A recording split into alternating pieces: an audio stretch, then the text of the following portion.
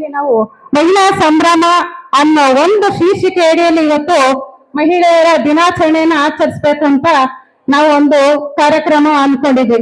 ಮತ್ ಮಹಿಳೆಯರೆಲ್ಲ ನಾವು ಒಂದು ಒಗ್ಗಟ್ಟಾಗಿ ಯಾವ್ದಾದ್ರು ಕಾರ್ಯಕ್ರಮ ಆಚರಿಸ್ತೀವಿ ಅಂತ ಯೋಚನೆ ಮಾಡಿದ್ರೆ ನಾವು ಮಹಿಳಾ ಕಾರ್ಯಕ್ರಮ ಏನಾದ್ರೂ ಮಾಡೋಣ ಅಂತ ನನ್ ತಲೆಗೆ ಅನ್ನಿಸ್ತು. ಅದಕ್ಕೆ ಎಲ್ಲ ಸಹಕಾರ ಹೆಂಗ್ ತಗೊಳ್ಳೋದು ಏನ್ ಮಾಡೋದು ಅನ್ನೋದು ಫಸ್ಟ್ ಗೊಂದಲದ ದಿನಗಳಾಗಿತ್ತು ನನಗೆ. ಫಸ್ಟ್ ನಾನು ಅಂದನಪ್ಪನವ್ರನ್ನ ಮೀಟ್ ಮಾಡಿದೆ. ಅಣ್ಣ ಏನ್ ಮಾಡೋದು, ಏನ್ ಕಾರ್ಯಕ್ರಮಗಳು ಮಾಡೋದು ಅಂದೆ. ಅಣ್ಣ ಯಾವ್ದೇ ರೀತಿಯಿಂದ ಹೇಳಿದ್ರು ಎಲ್ಲಾ ಕೆಲ್ಸಗಳು ಮಾಡ್ಕೊ, ನೀವು ಹಿಂದೆ ಹೋಗಿ ಕೆಲಸ ಮಾಡ್ಕೊಳ್ಳಿ, ನಮ್ದೇನಿಲ್ಲ, ನಾವು ನಿಮ್ಗೆ ಸಪೋರ್ಟ್ ಕೊಡ್ತೀವಿ. ನನಗೆ ಅಲ್ಲಿಂದ ಒಂಚೂರು ಏನಾದ್ರು ಮಾಡ್ಬೇಕು ಅಂತ ಅನ್ನೋ ಮನೋಭಾವನೆ ಬಂತು. ಆಮೇಲೆ ಅಂದನಪ್ಪನವ್ರ ಅಧ್ಯಕ್ಷತೆಯಲ್ಲಿ ಅಂದನಪ್ಪನವರು ಆಯ್ತಮ್ಮ ಮಾಡು, ನಾನ್ ನಿಮ್ಗೆ ಸಹಕಾರ ಕೊಡ್ತೀನಿ.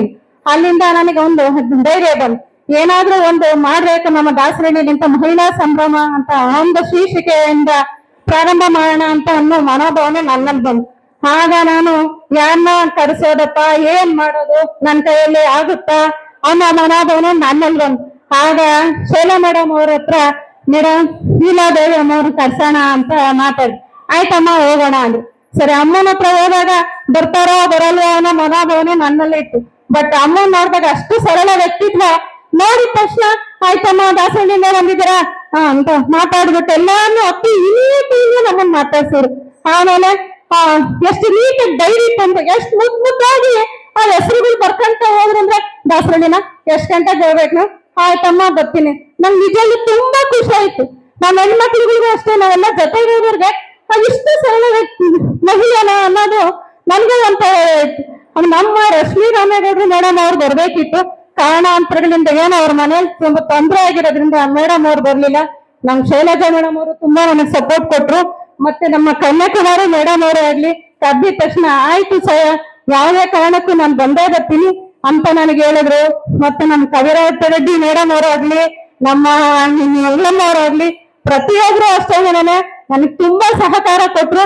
ನನಗೆ ನಿಜವಾಗಿ ಈ ಕಾರ್ಯಕ್ರಮ ಇಷ್ಟು ಮಟ್ಟಿಗೆ ಆಯ್ತು, ಯಶಸ್ವಿ ಆಗ್ತದೆ ಅಂತ ನಾನು ಅನ್ಕೊಂಡೇ ಇರಲಿಲ್ಲ. ಮೊದಲಿಗೆ ನನಗೆ ಬೆಂಬಲ ಕೊಟ್ಟಿದ್ದು ನಮ್ಮ ವಾರ್ಡ್ ಅಧ್ಯಕ್ಷರು. ನಾನು ಅದನ್ನ ಇವ್ರನ್ನ ನಂಬಿಸ್ಕೊಂಡೇ. ಪ್ರತಿಯೊಬ್ರು ನಾವು ಹೋಗಿ ಸಹಕಾರ ಅಥವಾ ನೀವು ಅವ್ರನ್ನ ನಾವು ಕೇಳ್ಕೊಂಡಾಗ ಪ್ರತಿಯೊಬ್ರು ಆಯ್ತು ದಾಸರಳ್ಳಿಯಿಂದ ಒಂದು ಮಟ್ಟದಲ್ಲಿ ಏನೋ ಮಾಡ್ತಿದ್ದೀರಾ, ಯಾವತ್ತೂ ಮಾಡಿಲ್ಲ, ಮಾಡ್ರಿ ಅಮ್ಮ ನಾವಿದ್ದೀವಿ ಅಂತ ಅಂದಾಗ ನಮ್ಗೆಲ್ಲ ಏನೋ ಒಂದು ಹುಮ್ಮಸ್ ಬಂತು, ನಾನು ಮಾಡ್ತೀವಿ ಅನ್ನೋ ಮನೋಭಾವನೆ ನನ್ನಲ್ಲೇ ಬಂತು. ದಯವಿಟ್ಟು ನಾನು ಇದ್ರಲ್ಲಿ ಹೇಳೋದಂದ್ರೆ ಎಲ್ಲ ವಾರ್ಡ್ ಅಧ್ಯಕ್ಷಗಳು ನನಗೆ ಪೂರ್ಣ ಪ್ರಮಾಣದ ಬೆಂಬಲ ನೀಡಿದ್ರು.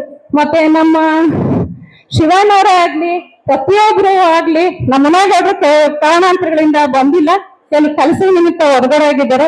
ದಯವಿಟ್ಟು ಎಲ್ಲರೂ ನನಗಷ್ಟೇ ಸಹಕಾರ ಕೊಟ್ರು. ಇದರಲ್ಲಿ ಮುಖ್ಯವಾಗಿ ನಾನು ಹೇಳ್ಬೇಕಾದ್ರು ನಮ್ಮ ಮಹಿಳಾ ಟೀಮ್ ಇವತ್ತೇನ್ ಎಲ್ಲೋ ಕಲರ್ ಸೀರೆ ಉಟ್ಕೊಂಡು ಮುಂದೆಗಡೆ ಕೂತಿದ್ರು ಅಂದ್ರೆ ಆ ಮಹಿಳೆಯರು ನಮ್ಗೆ ಒಳ್ಳೆ ಬೆಳಗ್ಗೆ ಅಂದ್ರೆ ಬರೋರು, ಸಾಯಂಕಾಲ ಅಂದ್ರೆ ಬರೋರು.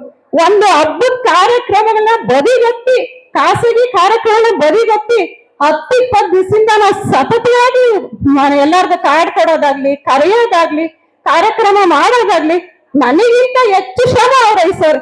ನನಗಾದ್ರೆ ಒಂದ್ಸರಿ ಆಯ್ತತಾ ಅಂದ್ರೆ ಒಂದಿಗ ನಡಿ ಮೇಡಮ್ ಅವರೇ ಮಾಡೋಣ, ನಮ್ ಕೈಲಿ ಆಯ್ತತೆ, ನೀವ್ ಯಾಕೆ ಕೂತ್ಕೊಂತೀರಾ ಅನ್ನೋ ಮನೋಭಾವನೆ ನನ್ಗೆ ಹೇಳ್ತಿದ್ರು.